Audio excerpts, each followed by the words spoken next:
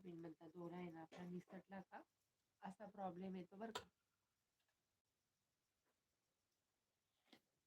हे बघू शकता बॉबिन मधल्या दोऱ्याला इथं जे आहे ना असं निसटलं आहे आणि त्याच्यामध्ये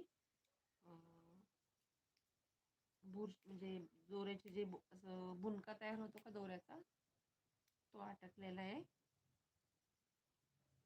तर तो काढून घ्यायचा व्यवस्थित. तो जर आपण व्यवस्थित जर नाही काढला आहे बघा बघू शकता तुम्ही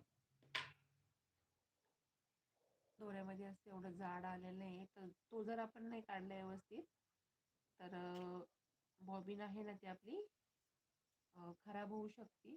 तर एवढं आहे दोऱ्या आपण शिवून त्याचं जे असं बुनका तयार होतो आणि मग हे असं प्रॉब्लेम येतो. त्याच्यामुळे काय होतं आपली बॉबिन खराब होती आणि टीप व्यवस्थित येत नाही. बघा टीप आहे ना संपूर्ण टीप अशा पद्धतीने आलेली आहे. तर एकदम टीप अशी गोळा झाली.